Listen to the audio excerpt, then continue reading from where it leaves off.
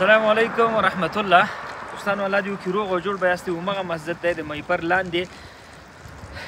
په یو خبره زه معذرت غواړم، هغه دا چې ما تاسو سره وعده کړې وه چې موږ به دویم چت د خویندو لپاره جوړو، ولې بدبختانه موږ خپل کوشش وکړو، نهایي کوشش مو وکړو، بودیجه هم مو درلودله، خو متاسفانه د دولت لخوا څه قیوداتو چې نشي کولی دویم منزل د سړک تر غاړې جوړ کړي.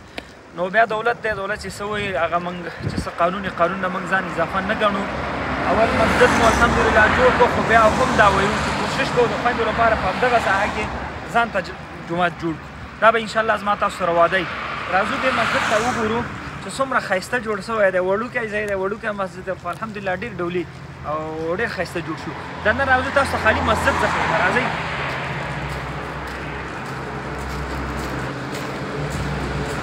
دلته دا بوټان خو ډېر وینو، نو خدای دې خیر کړي. داخل کې څه خبره ده، مخکې به چپړو سره تلو، اوس به چپړې دلته وباسو، تاسې هم وباسئ. مسجد الامین قمر بنسټ په همکاري امین مسجد الحمدلله جوړ شو.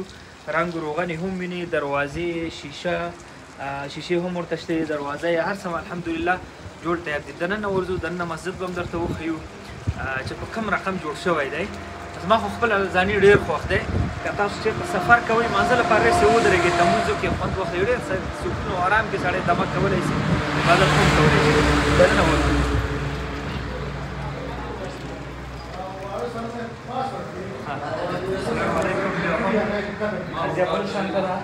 دا اخر کې تاسو وینئ دا ورونه سپین ږیري څه په خاطر راټول شوي دي، دلته خوراک ته شروع کړی.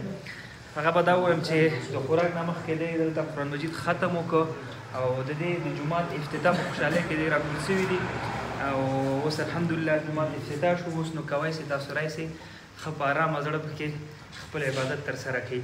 زه به دا دومره ووایم چې الله دې څنګه چې د تعمیر له نګاه نه مسجد مو آباد شو، الله تعالی دې وکړي چې په عبادت باندې هم آباد وساتو.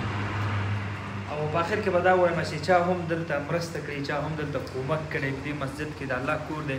دا زه نه وایم، دا د الله پیغمبر وایي صلی الله علیه وسلم چې په دنیا کې د الله کور چا جوړ کړ، نو الله به په آخرت کې ورته څه کوي، ښایسته کور جوړوي. نو الله دې هغه چا چې په دې مسجد کې برخه اخیستې، منډې تړلې وهلې، په هره برخه کې چې چا حتی خپل غږ دلته پورته کړی، الله دې د دې په بدله کې ورته جنت کې کور جوړ کړي. بس دا به زموږ دعا وي، تاسو هم امین ووایئ. الله مو انشاءالله ټولو ته مبارک وي، خدای تاسو ته مدد درکړي چې جومات افتتاح ته راغلئ. فقط دا به کوشش کوو چې جومات آباد وساتو. جومات آبادي په څه کې ده؟ په عبادت کې ده.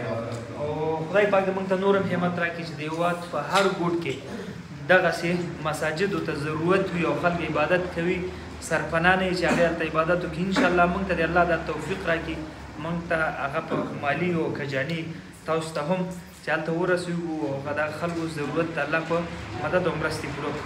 الله مو خوشحاله را وټساپ نمبر شته، لیکونه شته دي، انشاءالله موږ به خدمت کوو. قمر بنسټ انشاءالله وعده کوي در سره چې هغه امانت به خپل ځای ته انشاءالله رسوي. ډېره مننه، ویډیو سره شریک کړئ، خوشحاله اوسئ. السلام علیکم ورحمت الله.